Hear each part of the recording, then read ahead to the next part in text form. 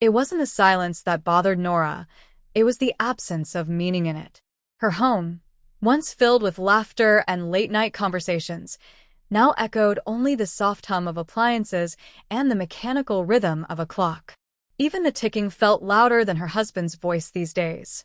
She stood by the kitchen window, watching raindrops stream down the glass.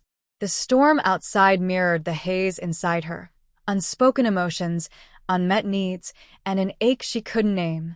Ethan had left early again, slipping out with nothing more than a distracted kiss on her cheek and a muttered, "Don't wait up."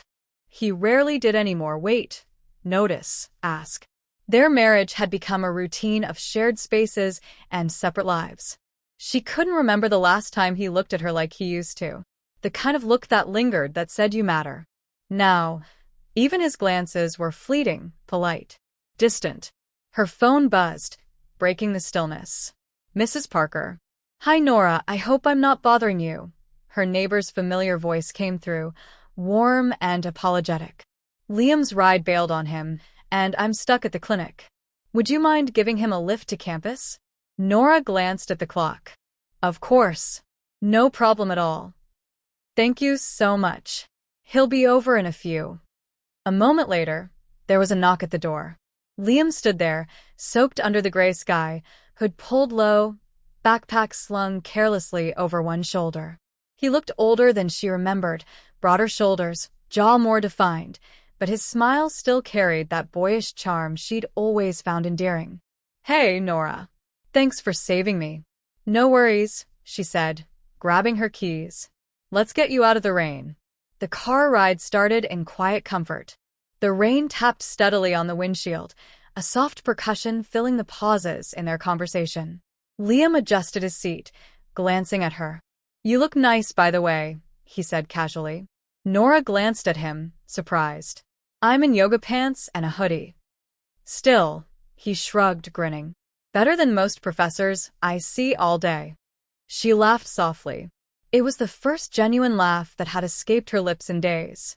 There was something effortless about Liam's energy, light, unburdened. It felt like standing in sunlight after too many cold mornings. They talked about everything and nothing, his classes, his plans after graduation, her failed attempt at gardening this spring. For the first time in a while, Nora felt like herself again. Not just Ethan's wife or Mrs. Walker from next door, but simply Nora. As they neared the campus, Liam turned slightly in his seat. "I always thought you were too cool to just be a housewife." She raised an eyebrow, caught off guard. "What's that supposed to mean?" "I don't know. You just seem like you've got stories. Depth. Not the usual PDA bake sale vibe." Nora's pulse fluttered. She didn't know whether to laugh or feel insulted. "Well, I'll take that as a compliment." "It is," he said, looking straight ahead now. "Most people just don't notice what's in front of them." The words lingered. She wasn't sure if he meant her, or something else entirely. But something in her chest shifted, an invisible, dormant piece flickering back to life. They reached the drop-off point. Liam unbuckled his seatbelt, grabbing his bag. "Thanks again, really." She nodded. "Anytime." Just before he stepped out, he turned to her one last time. "You should laugh more. It suits you." Then he was gone, swallowed by the crowd of umbrellas and hurried footsteps. Nora sat there for a few seconds, staring at the empty seat beside her, fingers still gripping the steering wheel tighter than necessary. She told herself it was nothing, just a kind kid being polite. But the warmth in her chest told a different story. A dangerous story. By the time she pulled into her driveway, the rain had slowed, but her thoughts raced faster than ever. The echo of Liam's words danced in her mind like a tune she couldn't shake. She had given him a ride. That's all it was. And yet, somewhere deep inside, she knew it was the start of something she couldn't quite name. Not yet. But soon. Days passed, but Nora couldn't shake the feeling Liam had left behind, a lingering warmth, an echo of attention she hadn't realized she was starving for. It was irrational, she told herself. Foolish even. Yet, his words kept resurfacing uninvited. "You should laugh more. It suits you." She found herself glancing at the window more often, catching fleeting glimpses of Liam walking across the yard or loading his car. Sometimes he'd wave. Sometimes he didn't. But the awareness of him, his presence, was constant. Ethan remained the same, distant, buried in spreadsheets and late-night calls, offering little more than obligatory gestures of affection. They slept in the same bed, yet felt miles apart. Conversations had dwindled to logistics, grocery lists, bills, and calendar reminders. One evening, Nora decided to run errands just to escape the silence. She wandered into the local bookstore, losing herself in aisles she once loved. As she reached for a novel, a familiar voice startled her. "Didn't expect to see you here." She turned to find Liam, his hair slightly tousled, a coffee in hand. "Hey," she smiled, surprised at how quickly her mood lifted. "You're everywhere these days." "Or maybe you're just noticing me more," he said with a playful glint in his eye. They stood there, chatting effortlessly. He told her about a professor he couldn't stand and a project he was dreading. She laughed, genuinely this time, and he noticed. "There it is again," he said softly. "That laugh." Nora shook her head, trying to deflect the heat rising to her cheeks. "You've got a strange habit of complimenting married women." Liam's expression shifted, just for a moment, serious, unreadable. "I don't think being married means you stop deserving to hear nice things." His words sank deeper than she wanted to admit. When she returned home, Ethan barely looked up from his laptop. "Did you pick up the dry cleaning?" She nodded, placing the bag by the stairs. "No, how was your day?" "No, you look beautiful." Just another transaction in their long, quiet marriage. Later that night, as she lay beside him in the dark, Nora's phone vibrated with a soft buzz. "Liam, I hope today made you smile a little." She stared at the message, fingers hovering over the screen. She could delete it, ignore it, but instead, she replied. It did. That simple exchange became the beginning of something neither of them named. Days turned into weeks, and their messages evolved, light, teasing at first, then slowly more personal. Nora told herself they were just words, just comfort. But lines, once blurred, soon began to fade entirely. One afternoon, she stood on her porch watering her plants when Liam approached, holding a book she had mentioned during one of their chats. "I figured you'd appreciate a good distraction," he said, handing it to her. She smiled, touched by the gesture. "You remembered. I remember a lot more than you think." Their eyes locked, and something hung heavy between them, unspoken, electric. She felt the air shift, the hairs on her arms rising. "Do you want to come in for coffee?" she asked before she could stop herself. Liam hesitated, then nodded. Inside, the room felt smaller, warmer. The coffee was untouched. They talked, nervously at first, then more freely. Nora caught herself watching his lips as he spoke, his hands as they gestured. Her pulse quickened. As he stood to leave, Liam turned to her, his expression unreadable. "I don't want to complicate your life," he said quietly, "but I think about you more than I should." Nora's breath caught. "You shouldn't say that." "But it's true," he replied. "And I think you feel it too." Before she could respond, he stepped closer. His hand reached up, gently brushing a strand of hair from her face.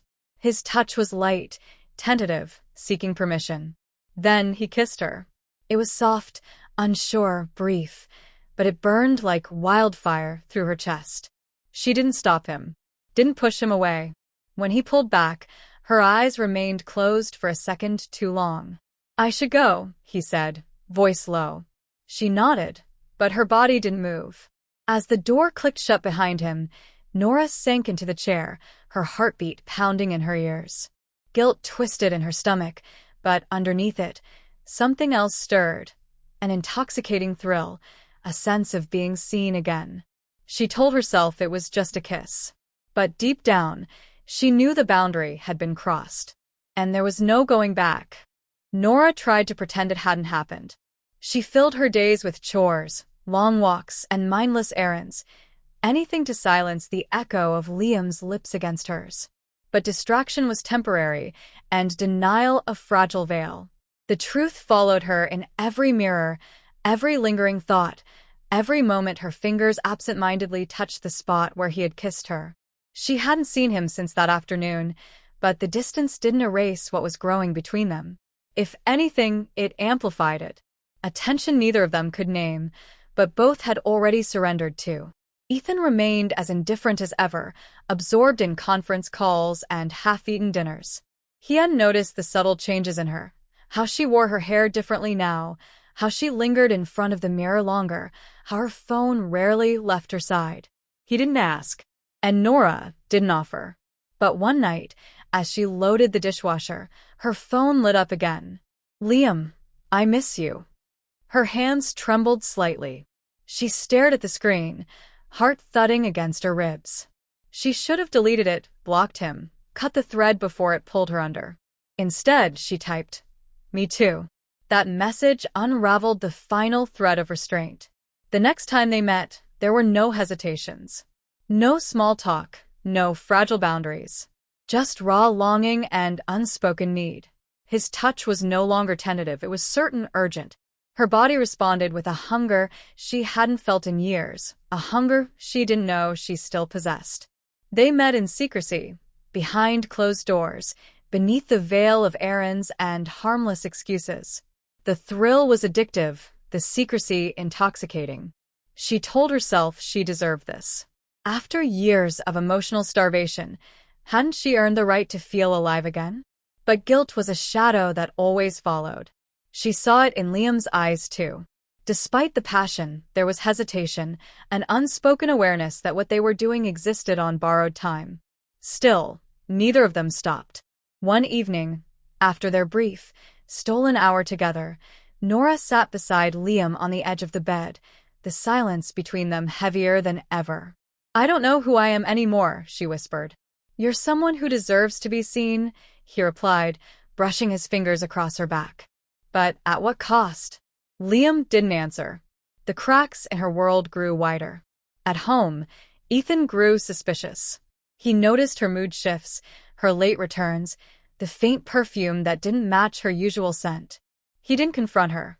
Not yet, but the tension was undeniable. Then one morning everything shattered. Nora had carelessly left her phone on the kitchen counter. A message popped up, Liam's name glowing in bold text. Ethan saw it before she did. His expression froze. "Who's Liam?"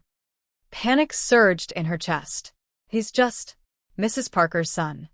Ethan narrowed his eyes. "And why is he texting you at midnight?" Her mouth opened, but no words came. That silence was louder than any confession. He didn't yell. He didn't accuse.